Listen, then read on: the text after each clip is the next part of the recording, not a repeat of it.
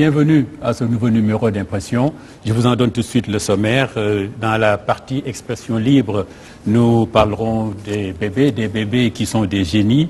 Et avec le livre d'Ibrahima Giroux, nous vous proposerons comment développer leur intelligence. Et puis...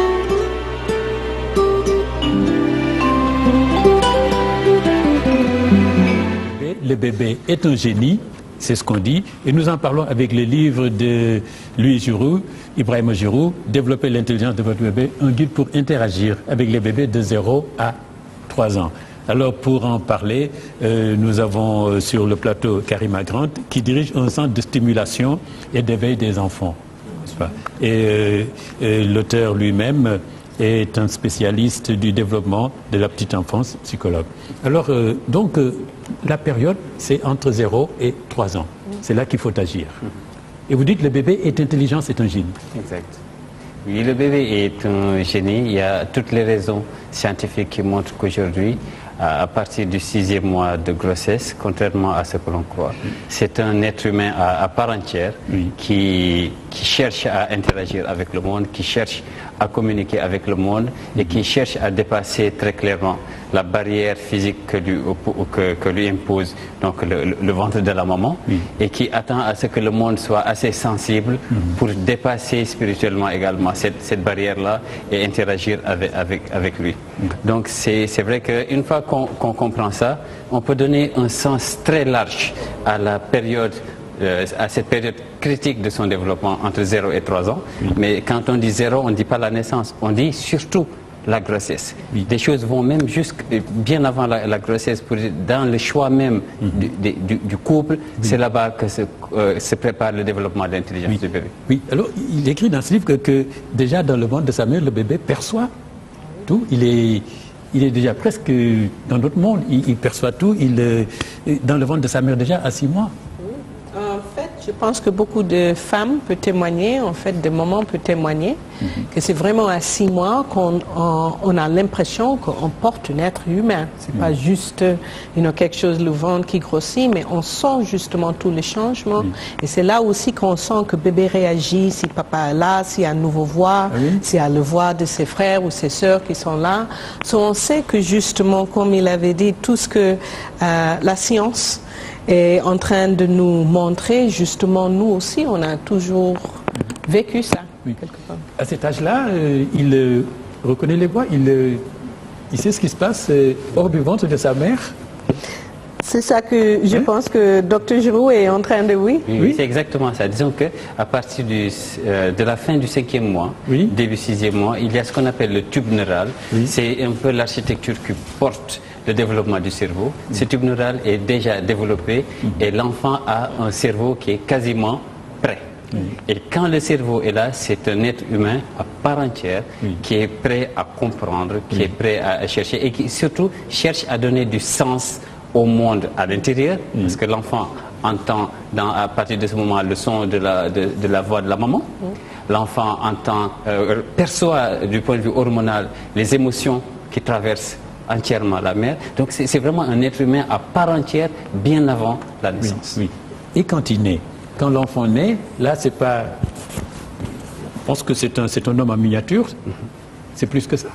C'est un homme tout court. Tout court. C'est un humain à part entière et ne pas comprendre ça, c'est passer à côté de cette formidable et unique opportunité de donner non seulement à la famille, mais de donner à l'ensemble de la nation les moyens de développer la qualité des ressources humaines. Et que quand on rate cette période-là, il va falloir maintenant réinventer les investissements. Alors que pendant cette période, les investissements ne sont pas coûteux, c'est davantage donner de l'affection, donner du temps et donner de l'attention. Après ça, ça coûte de l'argent et ça coûte beaucoup plus cher. Donc il faut interagir. Vous avez, la photo est là, vous avez assisté à la naissance de votre fils, votre enfant. Tout à fait. Donc il faut agir à ce moment-là. Oui. Forcément, je pense que... parce qu'il peut réagir, il comprend, c'est un être humain. Et en fait, je pense qu'avec les êtres humains, on va penser que c'est jamais, même ici, si vous rentrez quelque part, les premières personnes que vous voyez, vous les saluez parce que c'est un être humain. Souvent, Je ne comprends pas l'habitude de ne pas parler aux enfants, de ne pas interagir avec les enfants juste parce qu'ils sont des bébés, juste parce qu'ils sont des enfants. Oui. Et justement, ce que vous voyez, c'est que souvent, ils cherchent cette communication. Ils vont même initier cette communication avec nous. C'est comme on va même être d'or de nous-mêmes si on ne réagit pas, ou on ne répond pas, ou on ne communique pas avec eux. Alors c'est mauvais de parler aux enfants comme ça, ce langage bête-là, c'est ça. En fait, si seulement c'était possible de visualiser ce que les enfants ressentent quand on leur tient un langage qui n'est pas du tout structuré, on sentirait à quel point ils sont déçus qu'on ne leur parle pas correctement un langage adulte. Parce qu'à l'intérieur, c'est des adultes. Vous savez, pour comprendre ça, il faut prendre la tomate. Quand vous mettez la semence de tomate, il faut attendre 45 jours, 2 mois pour que ça vous donne quelque chose, les fruits. Mais s'il n'y avait pas les fruits dans la semence, vous n'auriez pas pu avoir les fruits 2 mois plus tard. Mais dans la semence, on ne voit pas les fruits tout de suite. Donc c'est de la sagesse que de comprendre que dans cet être-là, il y a quelque chose qui va se développer. Et vous voyez, et Bababa et Babacar. Donc, si vous comprenez le papa, c'est vraiment Babacar au final. Pour comprendre ça, je disais ce matin que quand vous allez en Chine, par exemple, s'il vous parle le chinois et que vous n'avez jamais appris le chinois, vous ne dites jamais qu'il ne parle pas. Vous dites que vous ne comprenez pas. Mais quand c'est le bébé qui parle, on dit non, il ne parle pas. Au lieu de dire c'est nous qui ne comprenons pas. Voilà, c'est ça, justement. Est-ce que l'interaction avec le bébé n'est pas facile? Parce que, justement, il dit que le bébé cherche à comprendre ce qu'on dit. Et nous ne comprenons pas ce que le bébé dit, on dit qu'il baragouine. C'est ça. Est-ce qu'on a l'intention même de comprendre l'enfant? Parce que souvent, je pense que c'est ça que vous êtes en train de soulever, c'est que souvent on met l'enfant à la côté parce que justement, il ne communique pas dans notre langue encore. So, justement, on va le mettre à côté parce qu'on va dire, ah, il n'arrive pas à dire banane. So, là, comme il n'arrive pas à dire banane, ça veut dire qu'il ne mérite pas la communication d'un être humain. Alors que ce qu'on sait, c'est que l'enfant est sur le chemin de prononcer banane et justement, il va comprendre comment dire banane. Si vous dites banane et vous lui parlez de les fonctions de banane, ce qu'on fait avec les bananes, l'enfant n'a pas seulement le vocabulaire de banane, mais il a le concept de fruits, d'alimentation, tout. Et c'est ça que le langage donne aux enfants. C'est pas seulement le vocabulaire, mais c'est tout le contexte. Tous les métaphores et tout, c'est ça que le langage apporte aux enfants. Alors, vous avez tout à l'heure parlé, Giroux, de parents. Il y a des bons parents, il y a de mauvais parents, forcément. Alors, on écrit que, vous l'avez écrit, les bons parents ne sont pas forcément ceux qui inondent leur enfant de jouets, n'est-ce pas? Vous l'écrivez. Et même à la page 134, il me semble, vous indiquez très bien ce que c'est un bon parent. Mais donc, c'est pas parce qu'on jette des jouets, vous dites, le meilleur jouet, c'est d'abord le parent qui se laisse manipuler. C'est ce parent-là avec lequel on pourrait faire des milliards de choses, chaque jour nouvelles, interactives, bienveillantes, constructives et affectueuses. Donc il y a des bons parents, il y a de mauvais parents. C'est ça, si on parvient à encore une fois, comprendre la parentalité et la dissocier de la maternité et de la paternité, on comprend tout de suite que la parentalité est une compétence. Et dans cette compétence, c'est avant tout 3 points. L'intention, la méthode et le projet. C'est des points qui doivent structurer toute l'action parentale. L'intention, la méthode et le projet. C'est-à-dire que l'intention, c'est la détermination que j'ai à donner à cet enfant-là, y compris si ce n'est pas le bien du point de vue biologique, ça n'a rien à voir. À cet enfant qui est en face de moi, j'ai la ferme intention de lui donner le meilleur de moi-même. C'est là que ça se joue. Je lui donne le meilleur de moi-même. La deuxième composante, c'est la méthode. C'est, comme on dit, il faut avoir reçu une bonne éducation soi-même avant de donner une bonne éducation, ça c'est clair. Maintenant, le projet, c'est de comprendre que chaque action que j'ai avec cet enfant-là a un effet réel dans cette relation, mais un effet qui dépasse l'ensemble des générations qui viennent. Chaque action de parentalité dépasse l'espace-temps. Et quand le parent est conscient de ça, son action sur l'enfant a une envergure qui est vraiment incroyable. Donc, dans la compétence, ne pas mettre un tas de jouets comme beaucoup de parents le font, vous savez, avec tout, on ne peut rien faire. C'est avec rien qu'on peut tout faire. Donc, mettre tous les jouets à la disposition de l'enfant, ça fait que l'enfant s'ennuie, il ne sait pas quoi faire. Et nous sommes contents parce que quelque part, notre conscience est libérée. Nous pensons avoir remplacé la chaleur affective par une chaleur avec des jouets matériels. Oui. Alors cette interaction, c'est pour faire pas seulement le langage, donc cette interaction, c'est pour faire développer l'intelligence sociale, émotionnelle, développer vraiment la personnalité de l'enfant. C'est ça. Hein? L'enfant, c'est un être humain. Oui, comme c'est un nous être sommes humain. avec l'être humain, Oui. souvent. On sait que ça ne marche pas juste pour aller acheter tout ce qu'on veut et de mettre ça devant quelqu'un. Oui. On sait que ce n'est pas ça Oui. qui va produire ce qu'on cherche, Oui. justement. Et c'est aussi une question de aussi quelle valeur on veut passer à nos enfants. On vient d'une société très riche en valeurs, mais c'est très difficile de passer ces valeurs juste en achetant beaucoup de jouets. Ça, c'est Et rare. quelque part, ça, c'est une communication que nous sommes toujours en train de faire avec un enfant. Je pense que c'est comme vous avez dit, on fait ça parce qu'on se sent moins coupable. Parce que la vie moderne de parents, il faut dire, c'est pas comme avant, on avait beaucoup de temps pour passer pour l'enfant. Mais quand nous sommes avec les enfants, qu'est-ce qui est une relation de qualité? Qu'est-ce qui est une réaction? Comme vous avez dit, c'est quoi notre projet, c'est quoi notre intention? Parce que les enfants sentent, même si vous êtes assises et en train de discuter, l'enfant sent l'intention que vous voulez le valoriser, que vous le prenez sérieux, que vous le prenez comme quelqu'un qui valent le temps pour passer avec eux. Alors donc de 0 à 3 ans, pour avoir de bons résultats, donc cette stimulation, il faut aussi prendre très tôt, ne pas sortir de cette marche de 3 ans, sinon ça ne sert à rien. C'est pas tant que ça ne serve à rien. Disons que entre 0 et 3 ans, mais c'est dans la vie en général, à chaque seconde, il faut comprendre que le cerveau de l'être humain développe entre 700 et 1000 connexions. Les connexions sont autant d'opportunités pour apprendre. Et vraiment, il faut se représenter ça. On appelle ça le temps cerveau, qui est différent du temps matériel que nous connaissons. Chaque seconde, 1000 connexions sont créées par le cerveau. C'est 1000 opportunités d'apprendre par seconde, ce qui fait 60 000 opportunités d'apprentissage par minute. Quand on se fonde sur ça, l'échec, je l'ai dit, c'est un miracle. Il faut vraiment réussir à faire échouer l'enfant pour observer ce que nous sommes en train d'observer aujourd'hui dans notre pays, alors que l'enfant, c'est 60 000 opportunités d'apprentissage par minute. On ne peut même pas calculer sur 3 ans. Donc comment on en vient à ce que l'enfant échoue? C'est que nous avons raté la fenêtre de tir entre 0 et 3 ans. Après ça, c'est faisable, mais c'est beaucoup plus difficile parce qu'on n'a pas investi au bon moment. Alors l'importance du sommeil. Alors j'ai été étonné, je vois qu'on me disait que l'enfant a besoin dort dans le bruit. L'enfant ne dort pas dans le calme. Alors qu'on recherche le calme pour dormir. Mais vous me dites non. Oui, c'est très contre-intuitif. Et beaucoup de parents aujourd'hui sont en train de s'arracher les cheveux parce qu'ils sont en train de faire des choses contre-naturelles. Dans le ventre de la maman, comme nous l'avons dit, à partir du 6e mois, le cerveau est quasiment développé. L'enfant commence à percevoir les bruits qu'il y a dans l'environnement immédiat de la maman, mais surtout les bruits qu'il y a dans l'abdomen.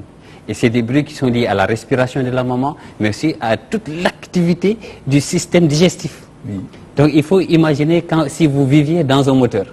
Oui. C'est typiquement ça. Donc c'est un bruit permanent qu'on estime entre 30 et 60 décibels. C'est énorme comme intensité sonore. Et quand il naît, c'est ça qui est sa réalité, c'est le bruit.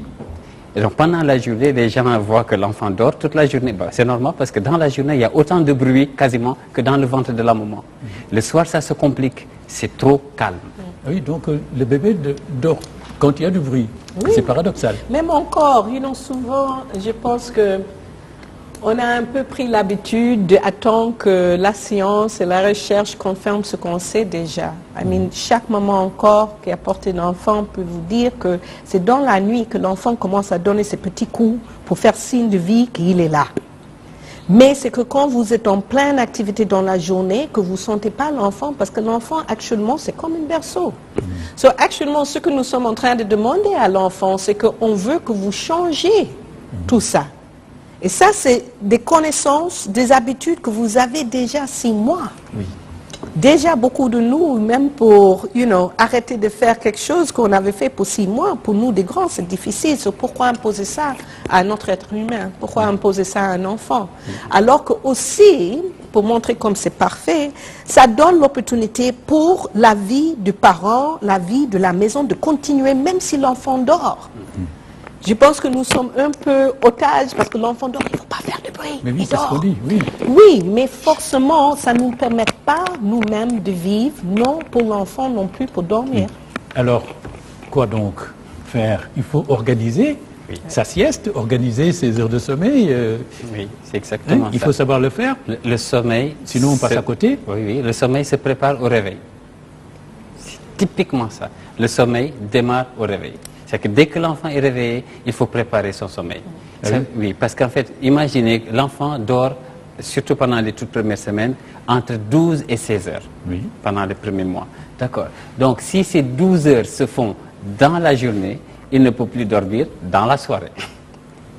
Et voilà ce qui se passe, c'est qu'il n'y a pas de rituel de préparation du sommeil qui soit mis en place. Et on voudrait que vers 20 heures, en 30 minutes, on voudrait rattraper ce qu'on a perdu en 12 heures dans la journée. C'est vraiment impossible, à moins de violenter l'enfant. Et dans tous les cas, ça n'a jamais servi à quelque chose. Donc, il faut préparer dès le réveil la façon de doucher le bébé. Doucher en jouant. La façon de donner à manger au bébé. Donner à manger en jouant, en respectant, en valorisant, en montrant à cet enfant-là qu'il est important. C'est toute cette enveloppe émotionnelle, ça sécurise l'enfant. Et jouer, évidemment, développer le langage, développer... C'est ça qui prépare l'enfant à dormir comme un adulte qui a fait sa journée et qui peut dormir tranquillement le soir parce qu'il est fatigué. Donc, organiser le sommeil de l'enfant, ça aussi, c'est une tâche qui n'est pas facile. Hein? Au centre, une chose qu'on fait à Cœur Imagination, c'est qu'on comprend que organiser un sommeil, ça veut dire que forcément, il faut impliquer l'enfant dans sa stimulation. Parce qu'en fait, personne ne peut se rendre à dormir s'ils ne sont pas fatigués. Et quelque part, c'est ça la stimulation, c'est ça l'interaction avec l'enfant aussi, prépare l'enfant aussi pour pas seulement dormir, mais aussi commencer à faire tout ce travail du cerveau qu'on sait que forcément l'enfant doit faire. Soit centre, c'est pour ça, c'est pour nous, c'est très important qu'on apprend aux parents, même aux nounous, les gens qui restent dans la maison, souvent les femmes, de comment stimuler l'enfant. C'est comme ça, quand c'est l'heure de dormir, vous avez les rituels en place et l'enfant actuellement cherche son propre sommeil. Alors, c'est important d'arriver à bien le faire dormir parce que c'est important pour le développement de son cerveau, le sommeil. Oui, c'est ça. C'est pendant le sommeil que l'enfant développe son intelligence. Regardez, il y a tellement peu de choses qui différencient le sommeil et l'éveil. Vous pouvez marcher en dormant. Vous pouvez ne pas marcher en restant éveillé. Et vous pouvez manger en dormant, le bébé tête en dormant. Vous pouvez parler en dormant. Vous pouvez marcher en dormant, le somnambulisme est un cas très typique, vous voyez. Donc il y a très peu de choses qui permettent de différencier le sommeil et l'éveil, si bien que pour un enfant qui vient de naître, il n'y a pas de différence entre ces deux mondes. Tout est réalité. Vous voyez, le rêve ne s'oppose pas à la réalité. Et donc pendant le rêve, c'est là que l'enfant réutilise l'ensemble des informations visuelles, kinesthésiques, sensorimotrices, tout ce qu'il a eu à emmagasiner pendant la journée. Ça se retrouve en lui sous forme de rêve et il commence à réorganiser son monde et à trouver même la façon de faire les sons du langage, il le retrouve dans la façon de dormir. C'est dire à quel point un bon sommeil, c'est important pour le développement des apprentissages en général. Oui. Alors, ce que vous dites là est très important et franchement, c'est étonnant, inédit, on apprend beaucoup de choses. Mais alors, est-ce que, quand même, on est dans un pays organisé, est-ce que les autorités savent l'importance de... Parce que les enfants, ce sont les citoyens de demain quand même. Hein? Donc, s'ils sont bien formés, c'est la nation qui y gagne. Est-ce que le travail que vous faites, ils l'accompagnent? Est-ce qu'ils savent l'importance de ce que vous faites? Je pense que la conscience est en train d'être éveillée. Mais si vous me permettez, je vais juste revenir sur quelque chose que vous avez dit. Les enfants ne sont pas des citoyens de demain, ils sont des citoyens, nos co-citoyens. Oui, déjà, et je pense que non, c'est pas pour vous courager, mais c'est juste pour vous dire que même ce concept de l'enfant, c'est un demain. Oui. C'est ça qui fait qu'on peut attendre, que nous ne sommes pas dans l'urgence, qu'on n'a pas les nombres des enfants, les démographiques des enfants qui sont autour de nous. So, je pense que même dans la façon qu'on comprend c'est quoi un enfant et c'est quoi la situation, on voit ça vraiment, je parle de la part de nos autorités. Est-ce qu'ils ont nous accompagné Cœur Imagination? Je pense que nous sommes sur le chemin pour que ça se fait. Je pense que nous sommes sur le chemin pour... Oui, j'ai entendu une enveloppe de 30 milliards quand même, qui pourrait servir. Oui, qui pourrait servir. Il faudrait, je pense, donner cette information-là. Oui. L'État du Sénégal met moins d'1% du budget de l'éducation dans les 0-3 ans. Moins d'1%. C'est-à-dire qu'on est tous d'accord que nous n'avons pas de futur si nous n'investissons pas sur les enfants. Et c'est là-bas que nous mettons près de 0%. Donc on n'a jamais compris ce paradoxe-là. On n'a pas d'avenir sans les enfants, mais on mettra 0% là-dedans.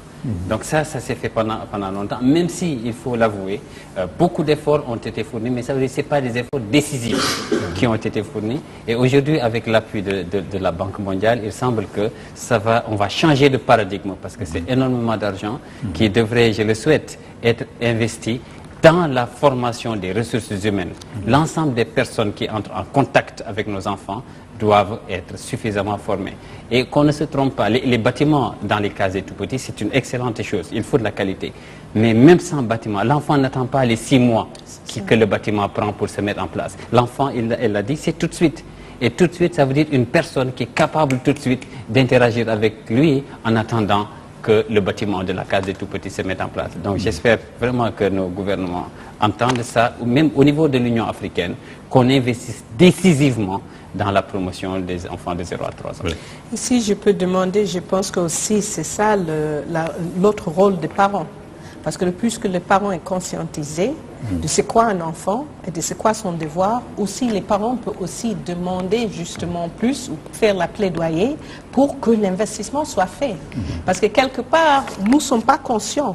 Si on peut mettre nos enfants dans des crèches ou des choses qui sont sous standard ou ne répondent pas à nos besoins, ou ne demandez pas que les femmes qui s'occupent de nos enfants au sein de nos propres maisons soient bien formées, ou demandez que les maîtresses qui sont dans les cases de tout petits ou des autres qui travaillent dans ces secteurs ne sont pas formées. On ne va pas jamais réclamer ça si nous-mêmes on ne voit pas l'importance, l'urgence pour nos enfants. Que c'est une question pas seulement de développement du pays, mais la sécurité de nos enfants, la sécurité de nos pays en plus. C'est très important qu'on soit éveillés aussi comme parents. Merci, Karima Grant, d'être venue donc nous parler du développement de la petite enfance. Merci aussi Ibrahima Giroud d'avoir écrit ce livre. Alors, il y a on peut lire, vous donner comment justement interagir avec l'enfant, avec des croquis, il y a même des questions auxquelles il faut répondre. Donc voilà, merci d'être venu nous parler. Nous remercions ceux qui sont venus nous tenir compagnie, notamment les élèves de l'école hôtelière Sainte-Marthe. C'est la fin de cette émission. Merci d'être venu nous tenir compagnie. Quant à vous, madame, mademoiselle, monsieur, merci pour votre fidélité. Je vous donne rendez-vous dans 15 jours pour une autre émission Impression. Au revoir.